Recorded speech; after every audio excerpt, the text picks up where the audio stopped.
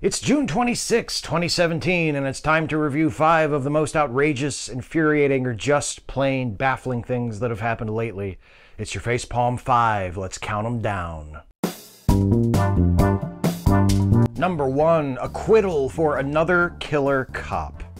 Week before last, Geronimo Yanez, the police officer who shot and killed Philando Castile last year during a traffic stop in a suburb of St. Paul, Minnesota, was found not guilty of manslaughter. The day after Yanez's acquittal, the dashcam video of the Castile killing was released, which seemed to confirm the testimony of Diamond Reynolds, Castile's girlfriend, who was also in the car at the time along with her 4-year-old daughter. Reynolds live-streamed the immediate aftermath of the shooting to Facebook and said that Castile had informed the officer that he was carrying a firearm and was shot while reaching for his driver's license. The newly released video doesn't show what was happening inside Castile's car, but Castile can be heard informing Yanez that he had a gun and repeatedly assuring Yanez that he was not reaching for it before Yanez shot him 7 times.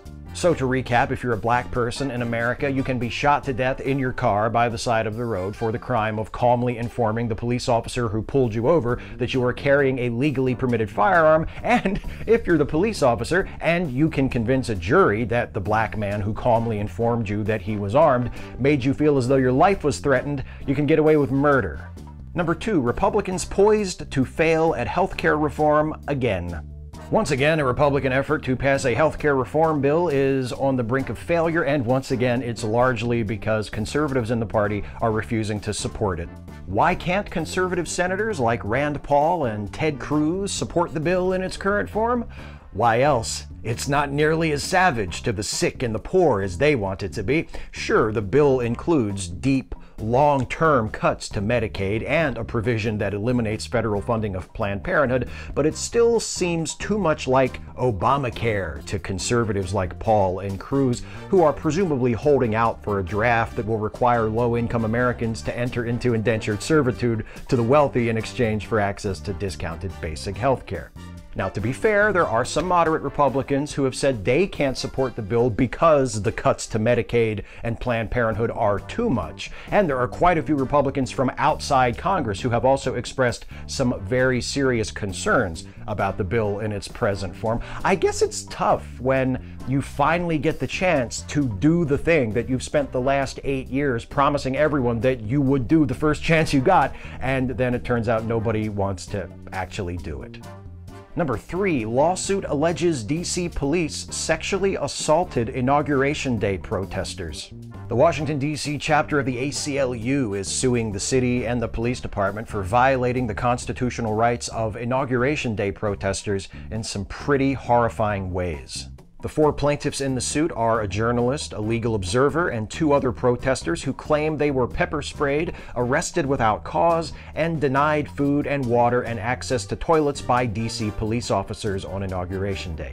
2 of the plaintiffs say their genitals were grabbed and they were subjected to rectal searches in the presence of other detainees and as many as 10 officers, some of whom laughed while the searches were performed.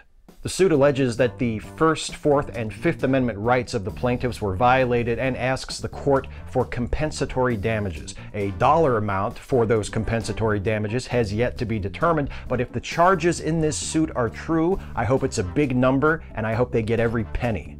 Number 4, Republican Congressman accuses Bill Clinton of threatening to kill former U.S. Attorney General. Representative Pete Olson, Republican from Texas, was on a Houston area radio show earlier this month, and guess what he said? He talked about a meeting Bill Clinton had with then Attorney General Loretta Lynch last year. Though he wasn't present at that meeting, Representative Olson has a pretty good idea what happened. He told the radio host, quote, "I guarantee you they had a conversation, and he, meaning Clinton, basically said, 'Mrs. Lynch, call your attack dog off. We have killed people. We killed Vince Foster. We destroyed Webb Hubble. We will destroy you.'"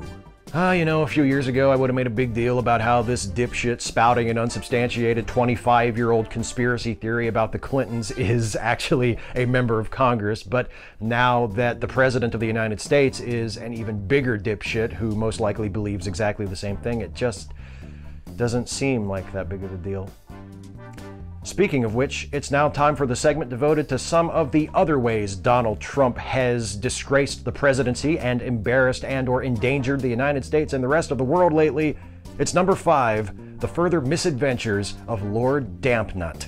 Please remember, as always, the following is not a complete list.